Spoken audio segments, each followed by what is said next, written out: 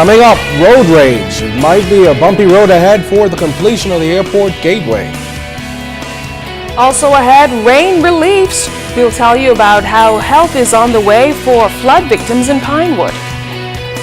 And doping dilemma. The local sporting community reacts as Jamaicans test positive for doping. The National Report starts now. Now in HD.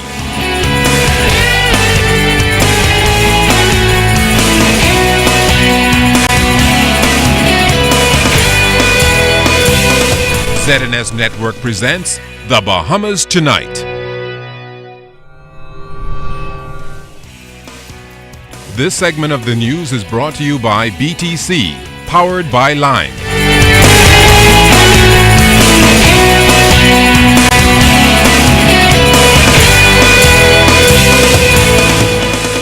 Good evening, everyone. I'm Keishla Adderley. And I'm Kendino Knowles. As always, it's good to have you with us. Topping the news tonight, there's no official word on how much of a setback $1 million in damage will mean for works officials in terms of timing.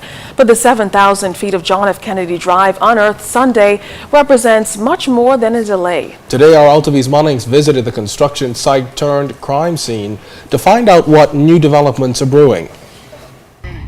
Work continues here on the Airport Gateway project on John F. Kennedy Drive just 2 days after police confirmed a person or persons damaged about 7,000 feet of asphalt on this part of the project, which we understand may be the westbound lane of the new John F. Kennedy Drive. Our cameraman Shans will show you the damage and its extent.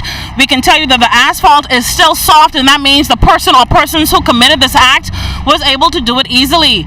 Now, motorists who frequent this area are looking in amazement at exactly what happened. We can even tell you that some of the workers who were telling me anonymously that they believe the person who committed this was upset. We understand that apparently the employer is not reportedly paying workers national insurance, as well as other concerns that they are venting, which may have resulted in this incident. Now, police once again are appealing to anyone with any information on this incident to give them that information as soon as possible.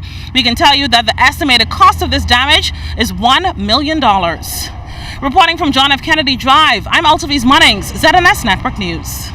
Well, a diplomatic delay has led to a political fallout. The Bahamas ambassador designate to the United States, Alliston Ramming, is taking legal action against the former Deputy Prime Minister Brent Simonet, Cable 12, and the Nassau Guardian. Our Andrew Knowles tonight tells us what's at the center of the contention. Today marks just about 5 months since the government appointed former prison superintendent Dr. Alliston Ramming as ambassador to the United States. The United States government, though, has not confirmed his appointment. There has been public commentary over the delay, and Ramming has been silent until now. And that's because of what he feels are defamatory statements from former Deputy Prime Minister Brent Simonet. I have sought legal advice relative to Mr. Simonet's utterances, and my lawyers, both in the United States and the Bahamas, have concluded that Mr. Simonet and the Cable 12 have defamed me. I have therefore instructed my attorneys to commence legal proceedings against Mr. Simonet and Cable 12 and the Nassau Guardian for defamation of character. In an interview with NB12, Mr. Simonet questioned the delay in confirmation, calling it unusual. However, Mr. Ramming says he's very qualified for the position in every respect. I am 59 years old, and I have never been questioned by anyone, or accused by anyone, or charged by anyone, or accused of any wrongdoing whatsoever. I've guarded my character and reputation scrupulously, and the moment is now when I say enough is enough. Mr. Simonet expressed shock about the lawsuit. He says it's regrettable, especially since he was only questioning the inordinate amount of time it's taking for Ramming's approval. I had no intention whatsoever of saying anything derogatory or defaming to, which I don't think I did. If I did, I full-heartedly apologize to Dr. Ramming. He and I served in the Senate together. But the question remains, it either had to be a problem with Dr. Ramming or a problem with the government of the Bahamas. Dr. Ramming has solved one issue.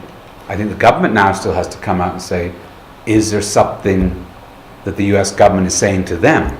Foreign Affairs Minister Fred Mitchell also jumped to Dr. Ramming's defense. He called Simonet's comments irresponsible and political mischief. The Free National Movement has been on this tack for some while about Dr. Ramming's appointment, and I keep saying that when the agrément is received from the United States of America, the public will be told of the matter. We are in discussions with the United States all the time on these issues. There is no reason, however, while the processes are undergoing, to try and sully the name of Dr. Ramming. There's still no word on when the United States will confirm Dr. Ramming. Andrew Knowles, ZNS Network News.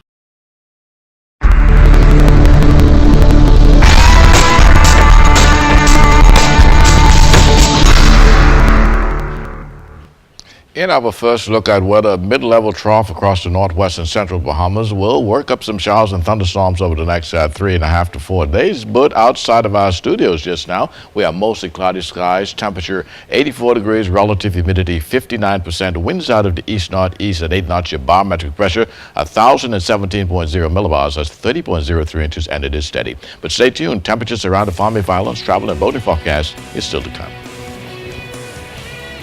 Well, still to come, a local hotel helps out flood victims.